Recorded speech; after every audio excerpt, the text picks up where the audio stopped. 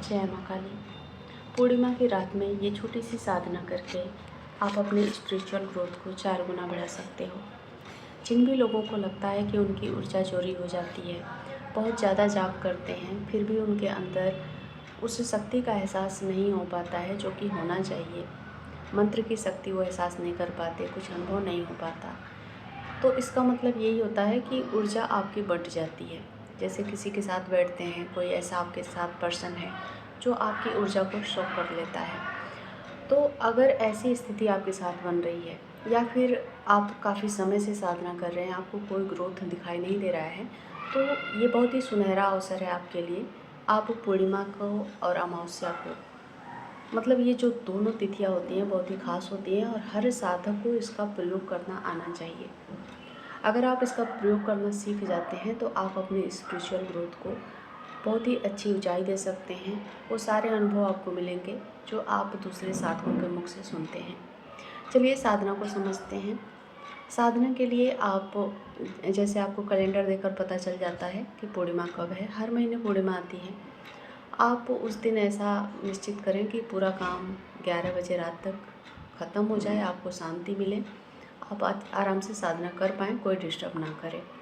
आधा 1 घंटा आराम से चंद्रमा के नीचे बैठकर आपको ध्यान करना है। साथ में एक छोटा सा दिया ज़रूर जला लें, क्योंकि दिया जो होता है अग्नि से जलता है और अग्नि एक देवता का रूप होते हैं और वो हमारी साधना का, हमारी जो भी पूरा पूजा आराधना होती है उसके साक्षी होते हैं।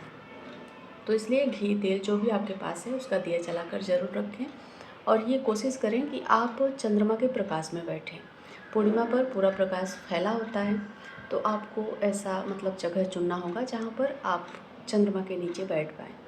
उसकी अगर ऐसा नहीं भी है तो भी आपको ऐसा बालकनी, अपनी गैलरी, ऐसा जगह का चुनाव करना होगा जहाँ से आप आसमान को देख सकें।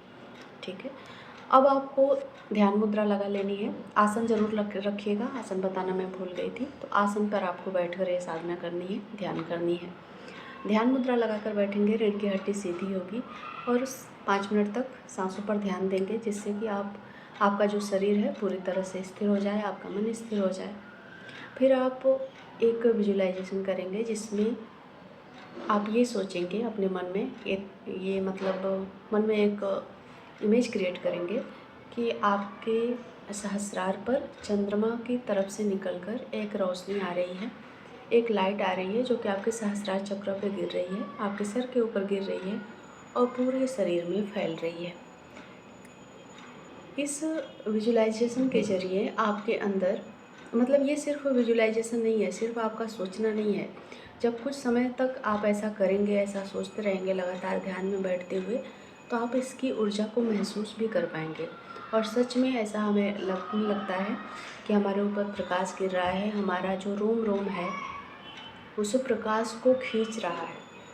तो इस प्रकाश को धीरे धीरे अब अपने चक्रों पर आप महसूस करना शुरू करेंगे। जिस भी चक्र को आपको लगता है कि उसको हील करना ज़रूरी है, वो मेरा चक्र स्ट्रांग नहीं है, जैसे किसी का हार्ट चक्र स्ट्रांग नहीं होता, किसी के पेट में कोई समस्या होती है, किसी की मूलाधार पे कोई समस्या होती है, तो आप उस एनर्जी को, उस प्रकाश को जो चंद्रमा से निकलकर आपके सहस्रार पर गिर रही है, अब धीरे धीरे अपने चक्रा को आप हील करते हुए महसूस करेंगे उसी रोशनी से। इस तरह से जब आप इस ध्यान साधना को करते हैं और पूर्णिमा पर करते हैं तो इसका असर आपके जीवन में ज़रूर दिखाई देगा। आप अगले दिन ही बहुत कुछ अंतर अपने जीवन में महसूस कर पाएंगे, अपनी ऊर्जा में अंतर महसूस कर पाएंगे। आपका मन बहुत ही ज़्यादा शांत हो जाएगा, आप विचारों से मुक्त हो जाओगे और जब मन विचारों से ज़्यादा मतलब पूरी तरह से खाली हो जाता है, रिक्त हो जाता है, तो उसमें ईश्वरीय तत्व विराजमान हो जाते हैं। इसीलिए बार बार कहा जाता है कि ध्यान में सबसे पहले हमें अपने विचारों से मुक्ति चाहिए होती है। इस तरह से विजुअलाइजेशन करके, इस साधना को आप करके अपने जीवन को और भी ऊंचाई तक ले जा सकते हो।